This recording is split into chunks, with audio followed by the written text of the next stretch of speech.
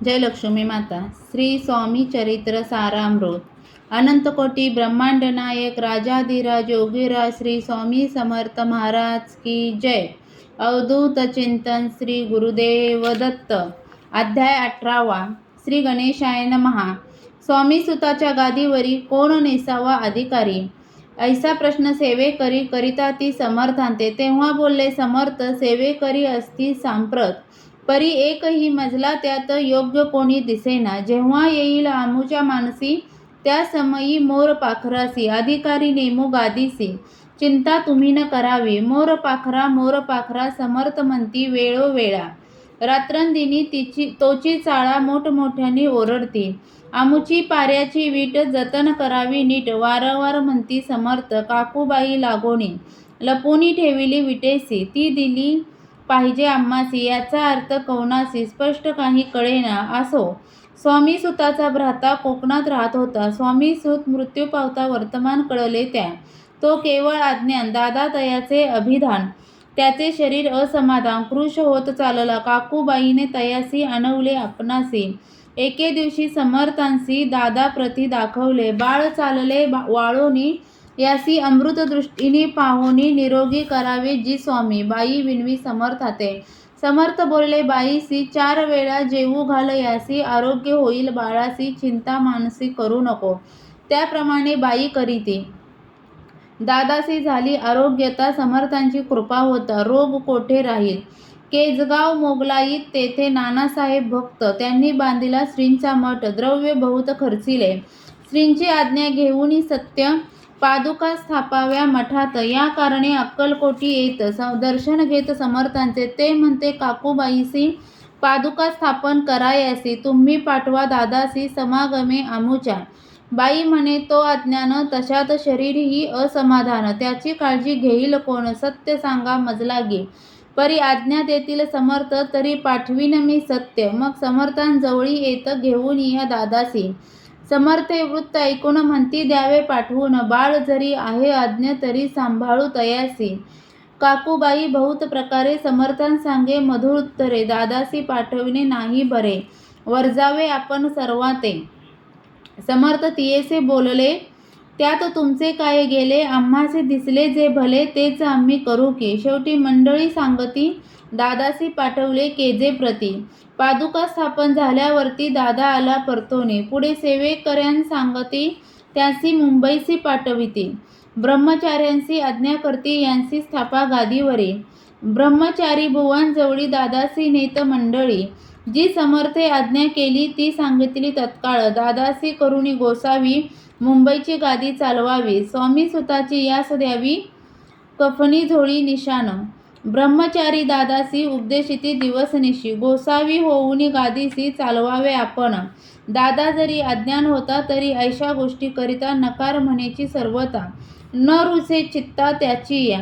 या परी ब्रह्मचार्यांनी पाहिली खटपट करुनी. शेवटी दादासी मुंबईहुनी अक्कलकोटा पाठवले. दादास घेऊनी सत्वरी श्री सानिध्य आले टाळकरी. तेव्हा दादा घेऊनी तुंबरी भजन करीत आनंदे. समर्थे ऐशा समयासी आज्ञा केली भुजंगासी. घेऊनी माझ्या पादुकांसी मस्तकी ठेव दादाच्या. मोर्चले आणूनी सत्वरी धरा म्हणती त्यावरी. आज्ञेप्रमाणे सेवेकरी करिता ती तैसेची. श्रींच्या पादुका शिरी पडता उपरती झाली त्याच्या चित्ता. हृदयी प्रकटला ज्ञान सविता. अज्ञान गेले लयाते. दादा भजनी रंगला, देहभानही विसरला. स्वस्वरूपी लीन झाला, सर्व पळाला अहंभाव.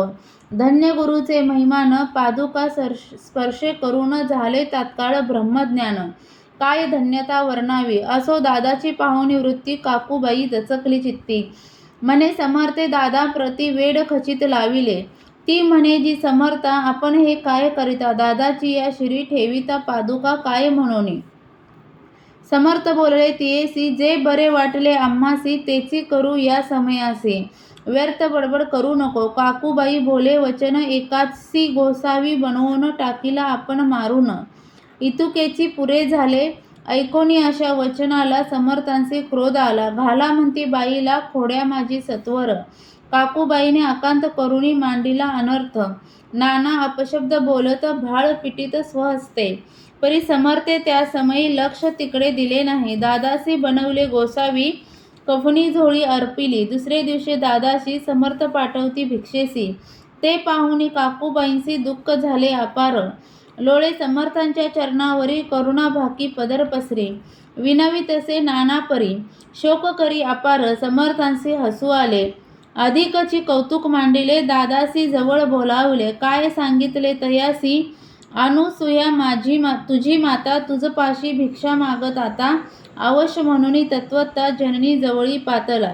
ऐसे बाईनी पाहुनी क्रोधाविष्ट अंतकरणी, म्हणे तुझे हे करणी लोकपवादा कारण. भिक्षांना आपण सेवावे, हे नव्हेची जाण बरवे. चाळे अवघे सोडावे, संसारी व्हावे सुखाने. ऐकोनी मातेची उक्ती, दादा तिजप्रती बोलती.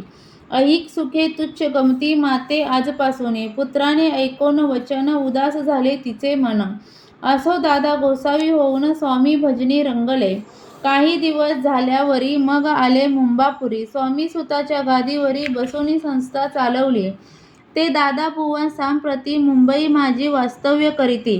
काकूबाई अक्कलकोटी वसताती आनंदे. कलियुग दिवसेंदिवस वाढेल स्वामी महिमा विशेष. ऐसे बोलले स्वामीदास, येथे विश्वास धरावा.